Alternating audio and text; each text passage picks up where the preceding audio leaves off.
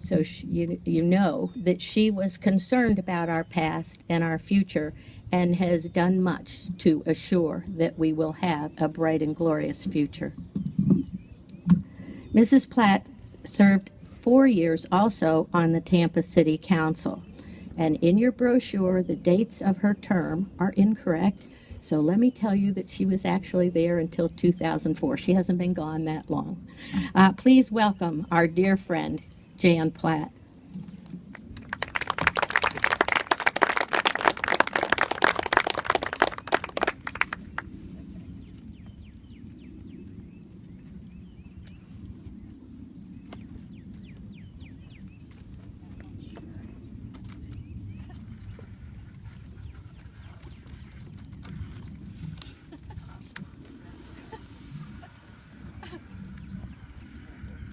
What a way to make a grand entrance.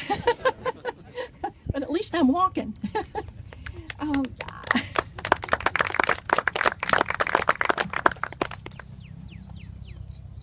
What a beautiful day. You know, that's why we have this program, is because this kind of weather brings everybody to Florida. You know, I'm a native. I was born 77 years ago in this state. And at that time, there were 159,000 people who lived in Hillsborough County.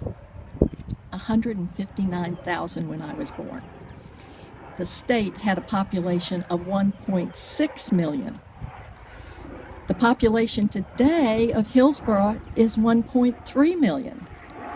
So within that very short time frame, it sort of tells you that people are coming to Florida, and they're going to continue to come to Florida.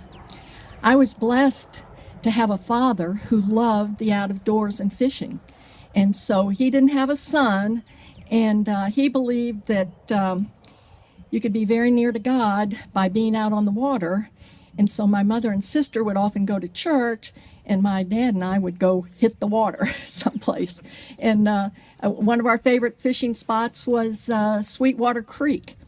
And back in those days, it was crystal clear. We'd catch bass. We could see the bass. And Sweetwater Creek also had otter.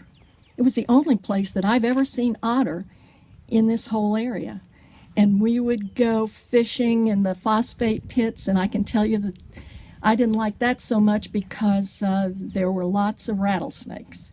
They kept people away. But anyway, we traversed all of the environmental areas of importance in the west coast of Florida. And that's why I am so supportive of this program and so thankful to all the citizens who have been so active in making it possible. I'm really here to say thank you.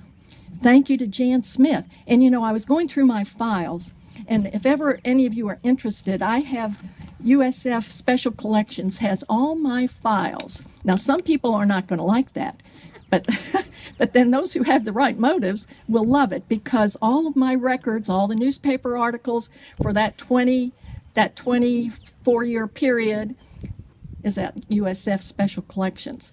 And this is one of the pictures I found. And this is Jan Smith as president of the Lutz Civic Association saying that we needed to have a program like this.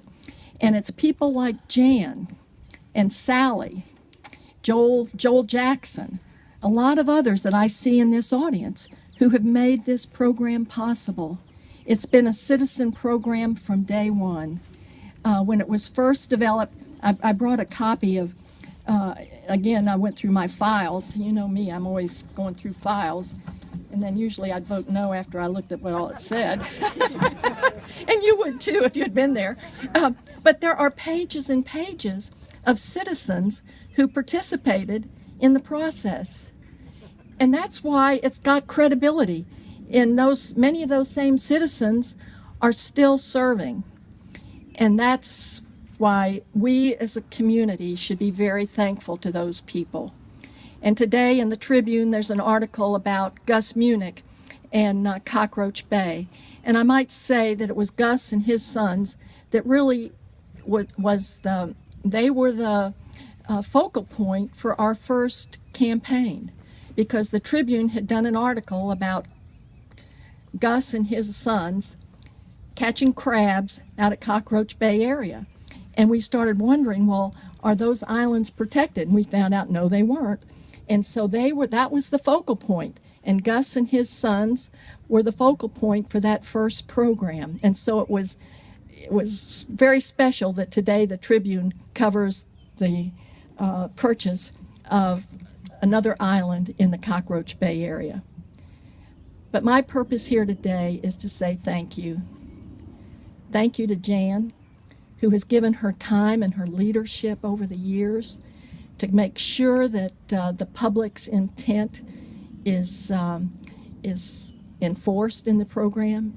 And thanks to Sally and all the others who have served over the years on the Citizens Committee, you've made it possible. Each time that this has been on the ballot, it's been approved by large proportions of the voters. Last time, in the last election, more voters voted for this than they did for anything else on the ballot, and it also passed by the greatest margin.